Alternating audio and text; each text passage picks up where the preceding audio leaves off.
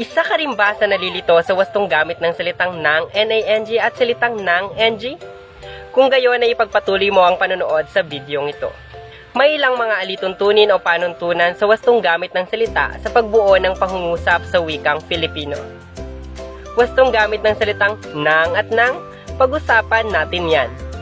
Una, ginagamit ang salitang nang kung ito ay gagamitin sa simula o unahan ng pangungusap. Halimbawa, nang umagang iyon ay lumubha ang sakit ni Pedro. Ginamit sa unahan o simula ng pangungusap ang salitang nang. Ikalawa, ginagamit ang salitang nang na kasing kahulugan ng noong. Halimbawa, umaga nang barilin si Rizal. Ginamit ang salitang nang na kasing kahulugan o katumbas ng salitang noong. Ikatlo, ginagamit ang salitang nang kung ang sumusunod na salita ay pandiwa o salitang nagpapakita ng kilos o galaw. Halimbawa, bilisan mong kumain nang makaalis tayo kaagad. Ang salitang makaalis ay nagpapakita o naglalarawan ng isasagawang kilos, kung kaya't marapat na salitang nang ang gamitin. Ikaapat, ginagamit ang salitang nang kung ang sumusunod na salita ay pang-uri o salitang naglalarawan. Halimbawa, tumakbo ng mabilis ang mga pusa. Ang salitang mabilis ay naglalarawan kung paano isinagawa ang kilos, kung kaya't marapat na salitang nang ang gamitin. Ikalima, ginagamit ang salitang nang na kasing kahulugan ng salitang upang o para. Halimbawa, kailangang iboto ang karapat-dapat na tao nang umunlad ang bansang ito. Ginamit ang salitang nang na kasing kahulugan ng salitang upang at para. Ika-anim, ginagamit ang nang na katumbas ng pinagsamang salitang na at nang. Halimbawa, sobra ng sakit ang dinanas na panlalait ni Bongbong.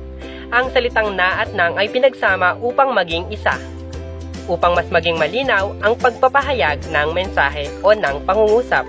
Ikapito, ginagamit ang salitang nang para sa pagsasabi ng paraan o sukat. Halimbawa, binaril ng nakatalikod.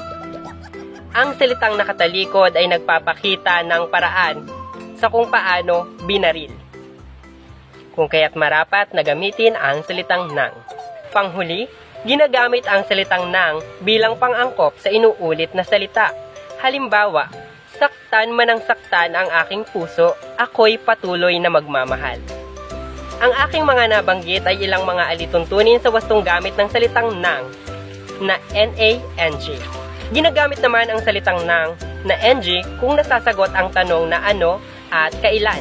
Halimbawa, kumain ng pansit si Jeffrey. Ano ang kinain ni Jeffrey? Pansit. Nasagot ang tanong na ano. Sumunod na halimbawa, umuwi ng hating gabi si Aura. Kailan umuwi si Aura? Umuwi ng hating gabi. Nasagot ang tanong na kailan.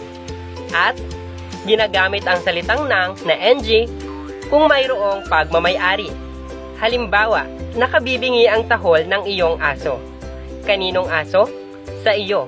Ito ay nagpapakita o nagpapahayag ng pagmamay-ari. At iyan ang wastong gamit ng salitang nang na NG.